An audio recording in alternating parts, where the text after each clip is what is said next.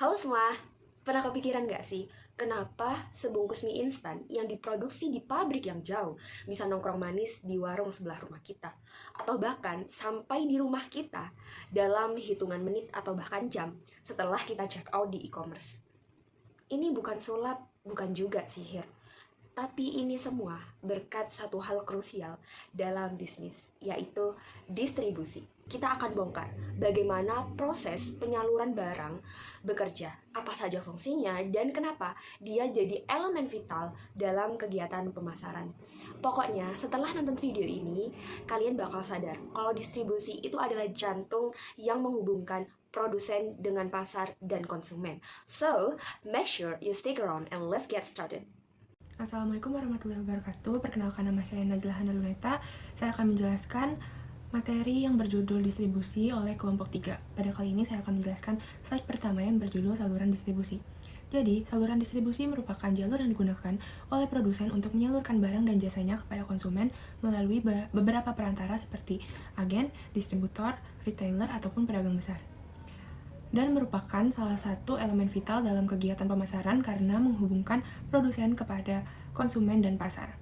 Selain itu, saluran distribusi ini juga memiliki tujuan, yaitu untuk memperlancar penyaluran barang kepada konsumen sehingga barang yang disalurkan dapat sesuai harga, sesuai waktu, sesuai tempat, sesuai jumlah, dan sesuai jenis. Baik, slide selanjutnya merupakan distribusi. Untuk definisinya sendiri, distribusi merupakan proses penyaluran barang atau jasa dari produsen kepada konsumen sehingga meliputi 3 pihak yang terkait. Yang pertama ada produsen, yaitu pihak yang menghasilkan atau memproduksi barang atau jasa. Lalu yang kedua ada konsumen, yaitu pihak yang menggunakan atau memanfaatkan barang atau jasa tersebut. Lalu yang ketiga yaitu distributor, merupakan pihak yang melakukan kegiatan distribusi ini. Baik, slide selanjutnya merupakan fungsi utama dari distribusi, yaitu kegiatan utama dari proses distribusi itu tersendiri. Yang pertama ada transportasi atau pengangkutan, yaitu kegiatan untuk mengatasi perbedaan lokasi dari produsen dan konsumen melalui pemindahan barang. Lalu yang kedua ada selling atau penjualan, yaitu kegiatan untuk pemindahan hak kepemilikan barang dari produsen kepada konsumen. Lalu yang ketiga ada buying atau pembelian, yaitu untuk kegiatan untuk membeli atau memperoleh barang yang dibutuhkan oleh konsumen. Lalu yang keempat ada storing atau penyimpanan, yaitu kegiatan untuk memastikan persediaan dan menjaga kualitas barang yang akan disalurkan. Lalu yang kelima adalah standardization atau standarisasi, yaitu kegiatan untuk memastikan mutu, kualitas, dan ukuran barang yang akan diperjualbelikan. Selanjutnya ada fungsi tambahan dari distribusi, yaitu dilakukan oleh para distributor kepada beberapa barang dengan melalui 2 kegiatan. Yang pertama ada menyeleksi atau sorting, yaitu memilih barang berdasarkan kualitas dan ukurannya. Lalu yang kedua ada pengemasan atau packing, yaitu kegiatan untuk menjaga keamanan barang yang akan dikirimkan atau selama barang itu dikirim. Lalu selanjutnya ada fungsi sebagai penanggung resiko. Pastinya dalam proses distribusi ini ada resiko kehilangan barang, kerusakan barang, ataupun penurunan kualitas barang. Oleh sebab itu, distributor pastinya harus menanggung resiko tersebut, salah satunya melalui asuransi sebagai bentuk perlindungan. Baik, slide selanjutnya yaitu sistem distribusi. Untuk definisinya sendiri yaitu pengaturan penyaluran barang oleh produsen kepada konsumen sehingga barang dapat sampai dan dapat digunakan oleh masyarakat yang memang membutuhkan. Lalu untuk jenisnya sendiri ada 2. Yang pertama adalah sistem distribusi jalan pendek atau langsung, yaitu penyaluran barang atau produsen langsung menjual barangnya kepada konsumen tanpa melalui perantara, sehingga terdapat kelebihan seperti proses yang lebih cepat dan biaya yang lebih murah. Namun terdapat juga kekurangan seperti jangkauan pasar yang lebih sempit.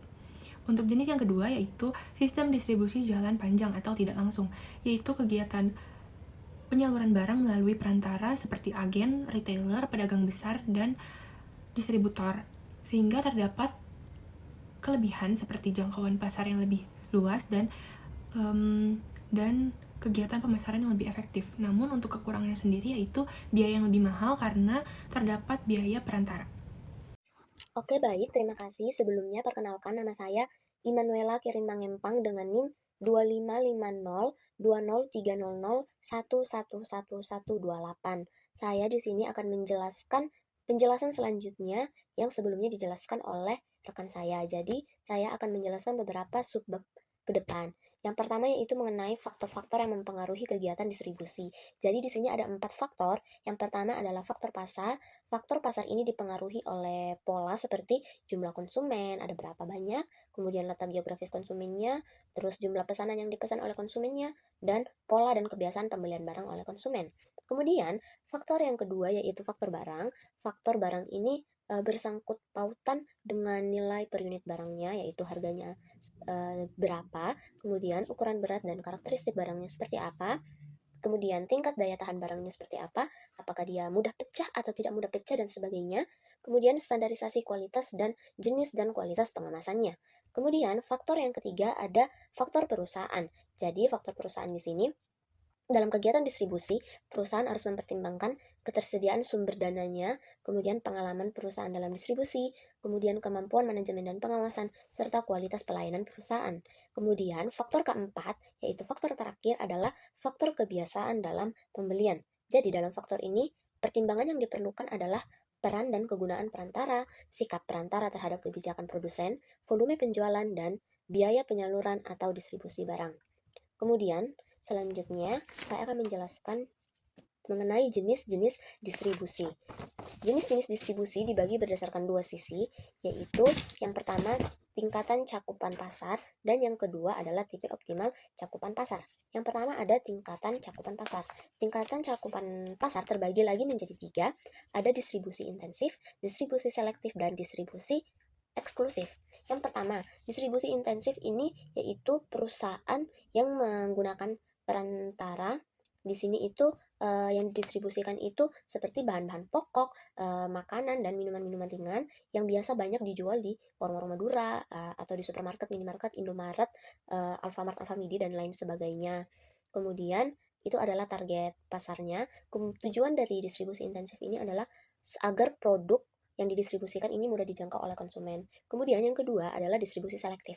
Jadi distribusi selektif ini didistribusikan di toko-toko resmi, toko-toko yang sudah resmi atau mitra, dan toko yang memiliki standar pelayanan tertentu, seperti mobil-mobil yang dijual di dealer-dealer resmi, dan produk-produk elektronik lainnya juga yang harus dijual di dealer resmi, seperti Apple. Apple itu resminya kan ada dijual di iBox. Kemudian yang ketiga ada distribusi eksklusif. Nah, namanya saja sudah eksklusif. Jadi distribusi ini memberikan hak eksklusif kepada satu saja distributor di lokasi tertentu untuk menjaga citra barang brand tersebut agar citra barang brand tersebut yang terkenal premium, dan untuk menjaga kontrol kualitasnya. Barang-barang yang didistribusikan biasanya ini yaitu barang-barang mewah, ya, barang-barang yang eksklusif, contohnya kayak Rolex, Gucci, atau barang-barang branded kayak misalnya merek-merek terkenal kayak Chanel, kayak begitu, itu distribusi eksklusif. Terus yang kedua ini yaitu dari sisi tipe optimal cakupan pasar. Di sini ada 2. Yang pertama itu pemilihan transportasi dalam distribusi dan keputusan tambahan transportasi. Misalnya pemilihan transportasi dalam distribusi itu kayak apakah pendistribusian ini memerlukan kendaraan truk, kereta api, udara, atau kapal. Kayak mungkin seperti lintas pulau, mungkin itu butuh jalur air seperti kapal, atau mungkin jalur udara lewat pesawat pengiriman barang. Atau mungkin kalau satu pulau atau antar kota mungkin hanya menggunakan truk saja, atau mungkin bisa juga kereta api. Kemudian selanjutnya saya akan menjelaskan tentang strategi distribusi. Strategi distribusi di sini tuh ada 2, yaitu saya akan menjelaskan definisinya dahulu, kemudian saya akan menjelaskan fungsinya. Jadi definisinya yaitu saluran strategi distribusi ini sama saja disebut dengan saluran distribusi atau jalur atau rute perantara pemasaran, atau disebut juga saluran pemasaran. Jadi di sini itu meliputi transportasi serta penyimpanan barang dan jasa, mengalirkan produk dari produsen ke konsumen. Terus ini adalah saluran distribusi ini adalah jalur atau rute perantara pemasaran. Terus kemudian dari strategi distribusi ini saya akan menjelaskan fungsinya. Jadi fungsi strategi distribusi ini yang pertama adalah membuat barang atau jasa yang ada ini tersedia bagi konsumen akhir. Jadi dengan distribusi ini agar barang dari produsen itu dapat sampai ke konsumen akhir. Terus yang kedua ada menghubungkan produsen dengan konsumen. Jadi antara produsen dengan konsumen yang menghubungkan barangnya itu adalah distributor. Terus yang ketiga memindahkan kepemilikan dan menggerakkan produk secara fisik. Oke, baik teman-teman. Selanjutnya di sini saya akan menjelaskan mengenai faktor-faktor pendorong yang menjadi penentu dalam pemilihan dan keberhasilan dari kegiatan distribusi ini. Nah, faktor pertama itu adalah faktor dari kemampuan produsen. Produsen dengan kemampuan yang terbatas, terutama dari segi modal, mereka tidak bisa menjualkan hasil produksi mereka secara langsung kepada konsumen. Contohnya ketika petani yang menjualkan hasil panen mereka itu lewat kios di pasar ataupun tukang-tukang sayur tanpa mereka membuka toko sendiri ataupun menjual langsung ke konsumen. Nah, mungkin contoh lain seperti jika di suatu desa terdapat salah satu warga yang merupakan produsen kue basah ataupun gorengan, mereka itu biasanya nitip hasil produksi mereka itu di warung-warung. Nah, faktor kedua adalah efisiensi dari distributor. Nah, dalam kegiatan distribusi, distributor ini paling efektif ketika mereka menjual barang dagang mereka itu dalam jumlah yang besar kepada para pengecer. Karena pada dasarnya distributor ini sudah memiliki keahlian dalam mengatur stok, manajemen waktu, dan lain sebagainya, sehingga mereka dapat menyesuaikan cara kerja mereka kepada para pengecer daripada produsen harus menjualkannya langsung kepada konsumen. Nah, faktor ketiga adalah prioritas dari modal produsen. Modal produsen yang lebih besar dari produsen kecil itu biasanya mereka lebih milih untuk melakukan ekspansi usaha. Ini bisa dalam bentuk membuka banyak cabang baru di berbagai wilayah ataupun membeli mesin baru yang dapat menunjang peningkatan kualitas ataupun peningkatan produksi, penjualan, dan juga dapat meraih keuntungan dalam jangka yang panjang daripada mereka harus melakukan kegiatan promosi di satu tempat gitu. Nah, faktor terakhir yang keempat itu adalah preferensi dari pengecer. Pengecer itu mereka lebih milih untuk membeli stok dagangan mereka itu dari pedagang grosir daripada mereka beli langsung dari berbagai macam pabrik untuk memenuhi stok mereka yang per item yang banyak itu.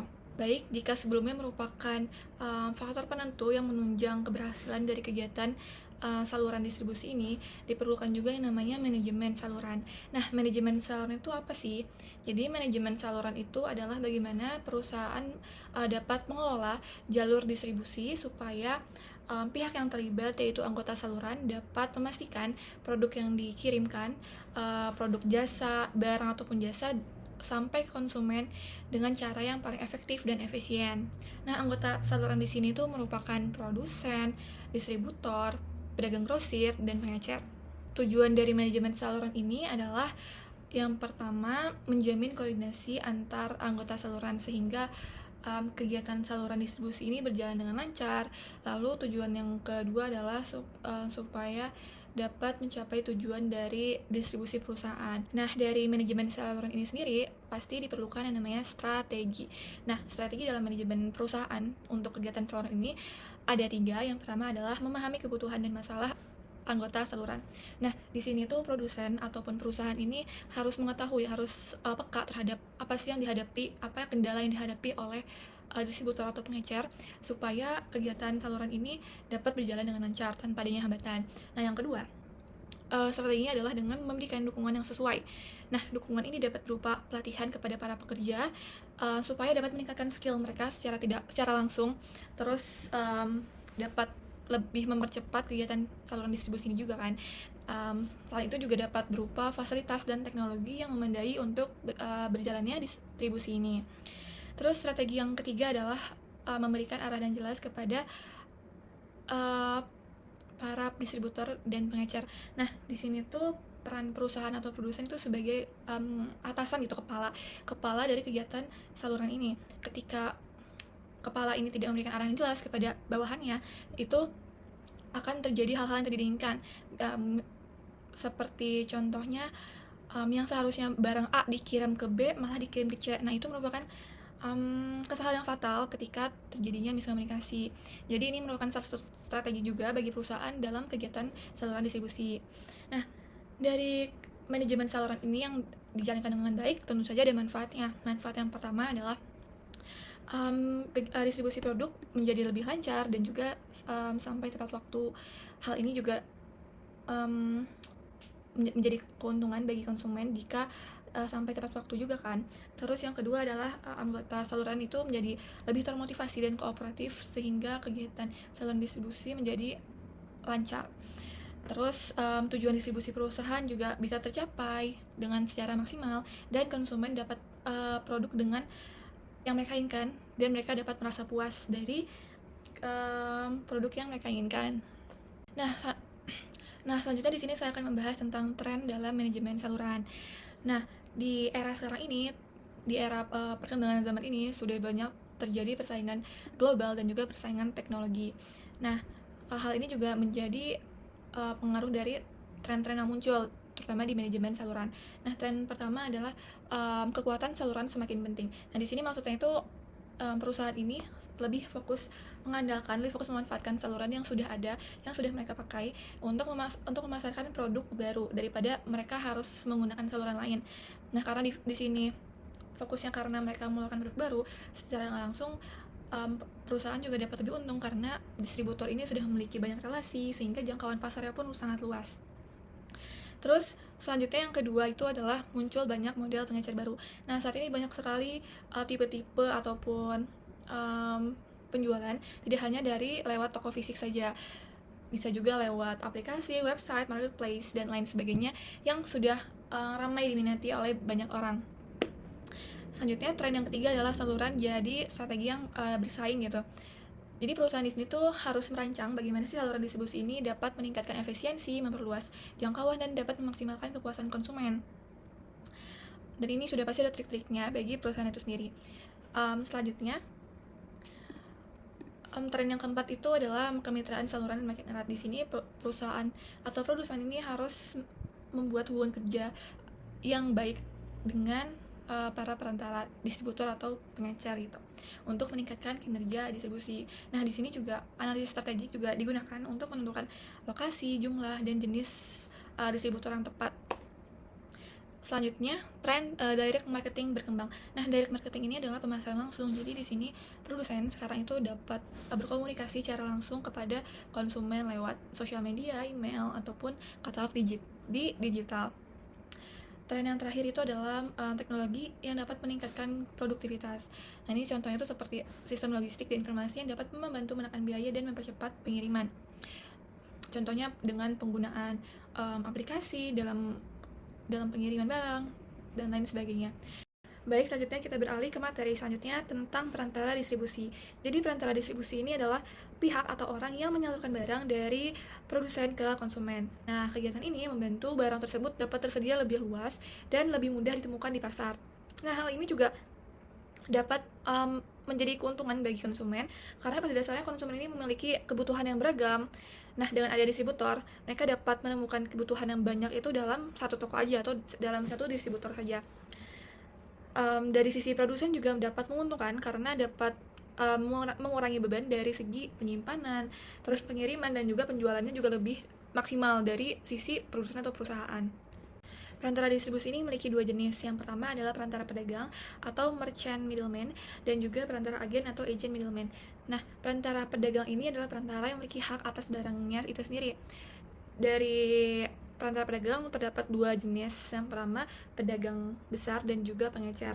Nah, pedagang besar ini adalah orang yang membeli dari produsen dalam jumlah yang banyak dan juga menjualnya kembali dalam jumlah banyak kepada banyak pengecer ataupun pemakai industri tanpa mereka langsung ke konsumen. Nah, kalau pengecer itu adalah orang yang menjual barang langsung kepada konsumen. Jadi bedanya itu pedagang besar yang berkaitan langsung dengan produsen, sedangkan pengecer itu yang langsung ke konsumennya. Nah, jenis yang kedua itu adalah perantara agen atau agent middleman. Nah, di sini mereka itu tidak memiliki hak atas barangnya, mereka hanya memberikan jasa. Ada terdapat dua jenis juga. Yang pertama, agen penunjang atau facilitating agent. Di sini membantu perusahaan dalam pemindahan barang, pengangkutan, penyimpanan, atau pembelian dan penjualan. Nah, selanjutnya adalah agen pelengkap atau supplemental agent. Di sini memberikan jasa tambahan yang dibutuhkan dalam distribusi ini supaya dapat berjalan dengan lancar, seperti jasa konsultasi dan bimbingan, jasa keuangan, jasa informasi, ataupun jasa khusus lainnya. Oke teman-teman semua, setelah kita mendalami apa itu distribusi, fungsi-fungsinya yang krusial, dan bagaimana sistemnya bekerja, sekarang kita akan masuk ke sesi penutup yang enggak kalah penting. Bagaimana caranya memilih sebuah partner distribusi yang tepat. Ibarat cari jodoh, kita harus selektif dong, biar bisnis kita bisa happy ending. Pertimbangan memilih perantara. Ingat ya teman-teman, perantara distribusi, entah itu pedagang besar, pengecer, atau agen, adalah perpanjangan tangan kita di pasar. Memilih mereka nggak bisa salah-salan. Ada 3 hal utama yang jadi pertimbangan kita. Yang pertama adalah servis yang diberikan. Perantara yang baik itu bukan cuma jago jualan, tapi juga harus bisa kasih pelayanan yang memadai. Misalnya apa nih teman-teman? Mereka punya fasilitas gudang yang bagus buat nyimpen produk kita, atau sebuah armada pengangkutan yang handal. Ini penting banget, apalagi buat produk yang gampang rusak atau butuh penanganan khusus. Intinya, mereka bikin kerjaan kita lebih ringan. Kedua, kemampuan menjual. Jelas, tujuan kita jualan adalah mencapai volume penjualan yang tinggi.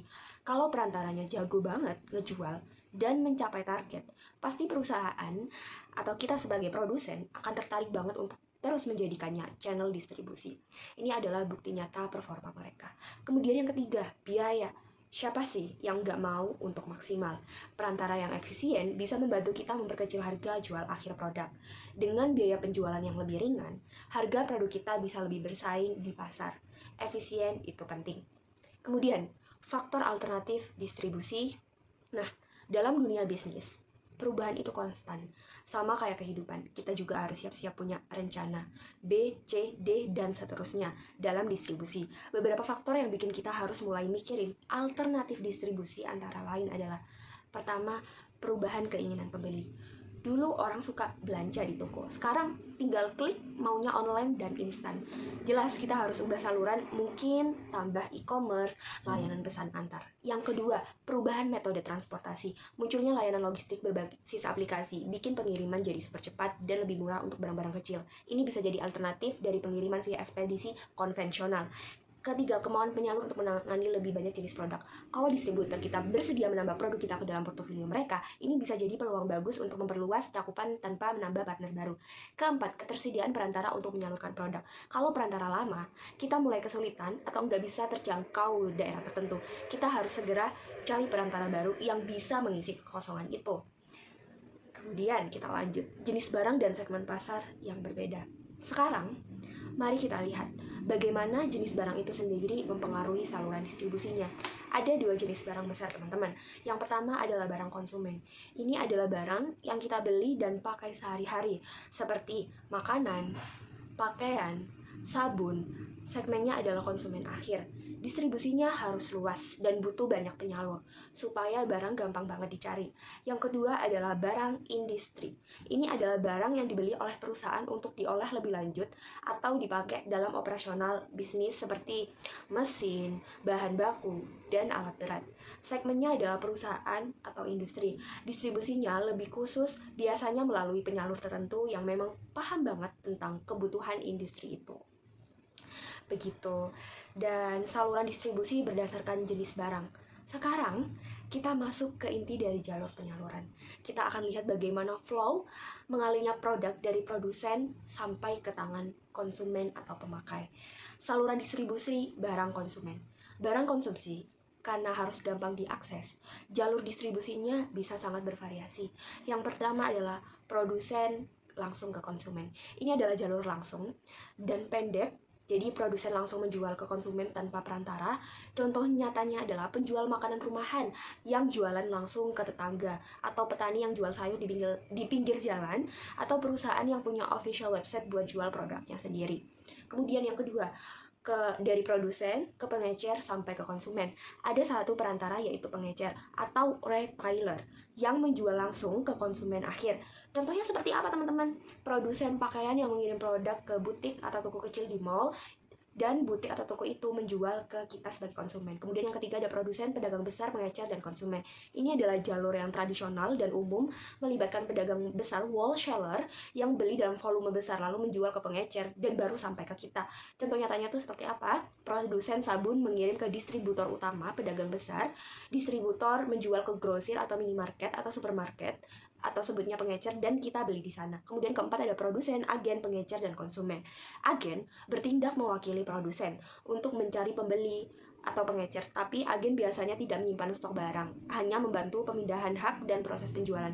Contohnya seperti apa? Agen penjualan kosmetik menjual produk ke toko-toko kosmetik, pengecer yang kemudian menjual ke konsumen. Yang kelima, produsen ke agen, ke pedagang besar, kemudian pengecer sampai ke konsumen. Ini adalah jalur terpanjang ya teman-teman, melewati agen, pedagang besar, dan pengecer. Contohnya, paling sering untuk produk baru atau pasar yang sangat luas, di mana agen diperlukan untuk membuka jalur pedagang besar.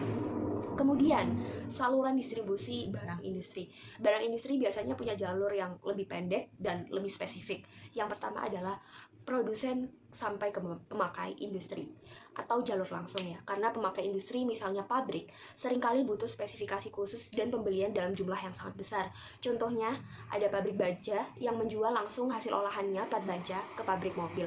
Kedua, produsen ke distributor industri sampai ke pemakai industri. Distributor industri milik pedagang besar fokus menjual ke perusahaan atau industri, bukan ke konsumen akhir. Contohnya adalah produsen alat berat menjual ke distributor alat berat, dan distributor menjualnya ke perusahaan tambang, pemakai industri. Yang ketiga adalah produsen agen pemakai industri. Agen di sini membantu produsen untuk menemukan pemakai industri yang sesuai. Contohnya, agen menjual mesin-mesin khusus, menghubungi dan memfasilitasi penjualan mesin dari produsen ke pabrik tekstil. Keempat, produsen, agen, distributor, industri, pemakai industri. Jalur yang melibatkan keduanya untuk cakupan pasar industri yang lebih luas. Contoh nyatanya, produsen bahan kimia internasional menggunakan agen lokal untuk masuk ke pasar Indonesia, lalu agen menunjuk distributor industri untuk menyalurkan ke pabrik-pabrik kimia, pemakai industri. Kemudian, di slide yang terakhir, nilai kearifan lokal dalam distribusi yang kita ambil dari jurnal ya teman-teman. Terakhir, mari kita tarik sedikit benang merah tentang bagaimana nilai-nilai luhur dan kearifan lokal seperti yang dicontohkan pada Pulau Mandoti bisa kita implementasikan dalam kegiatan distribusi kita. Ini penting banget untuk bisnis yang berkelanjutan dan bertanggung jawab. Pertama, konservasi dan keunikan geografis. Implementasi dalam distribusi ini mendorong kita untuk memilih metode transportasi yang kemasan ramah lingkungan. Misalnya memilih rute terpendek untuk mengurangi emisi, atau menggunakan kemasan daur ulang untuk produk yang berasal dari alam sebagai bentuk menjaga keunikan geografis sumber daya alam itu. Kemudian integritas, kualitas, dan tradisionalitas. Implementasinya dalam distribusi, menjaga kualitas dan keaslian produk dalam proses distribusi. Kita harus memastikan storing, penyimpanan, dan transportasi pengangkutan dilakukan dengan standar tertinggi agar kualitas barang tidak turun dan keaslian rasa atau bentuk tetap terjaga sampai ke tangan konsumen. Kemudian nilai sosial atau kebersamaan komunal. Implementasinya, distribusi harus bisa memberdayakan masyarakat lokal. Kita bisa memprioritaskan perantara logistik partner dari komunitas setempat. Ini menciptakan sinergi di mana bisnis maju dan ekonomi komunitas juga ikut terangkat. Kemudian pemanfaatan efisien, ekonomi campuran. Implementasinya dalam distribusi seperti apa? Ini sejalan dengan prinsip mencari biaya penyaluran yang efisien. Maksudnya, kita harus pandai-pandai mengkombinasikan kekuatan tradisional, misalnya pasar rakyat, dengan sistem modern digitalisasi logistik untuk mencapai efisiensi maksimal. Kemudian, nilai pelestarian budaya dan ketahanan pangan. Implementasi dalam distribusi memprioritaskan produk-produk lokal dan tradisional dengan saluran distribusi yang kuat. Kita membantu menjamin ketersediaan ketahanan pangan dan kelangsungan hidup pelestarian budaya produk-produk khas daerah. Jadi teman-teman, distribusi itu bukan cuma masalah pindahin barang. Ini adalah soal strategi, etika, dan pemberdayaan. Dengan memilih perantara dan saluran yang tepat, kita enggak cuma untung, tapi juga bisa memberikan dampak yang positif yang berkelanjutan. Terima kasih atas perhatiannya. Jika ada pertanyaan, silakan diisi di comment section ya teman-teman. Thank you. Nah teman-teman, itu dia pemaparan tuntas kita tentang distribusi. Ingat ya, distribusi itu bukan cuma soal nganterin barang, tapi bagaimana kita memastikan barang itu sampai di tangan konsumen sesuai jenis, jumlah, dan harga, sesuai tempat dan waktu yang mereka butuhkan, dari sistem langsung yang cepat dan murah sampai sistem tidak langsung dengan jangkauan pasar yang luas. Semua punya peran untuk menciptakan kepuasan konsumen, dan tentunya para perantara seperti pedagang besar dan pengecer punya peranan penting untuk keberhasilan ini. Semoga materi dari kelompok 3 CJ Pengantar Bisnis ini bisa membuka wawasan kalian semua tentang pentingnya distribusi dalam dunia modern. Jangan lupa, strategi saluran distribusi yang cerdas seperti mengikuti tren e-commerce dan memanfaatkan teknologi adalah sebuah kunci kemenangan di era persaingan ketat ini. Saya, Siti Tah, mewakili kelompok 3, mengucapkan terima kasih banyak atas perhatiannya. See you on our next presentasi. Bye-bye.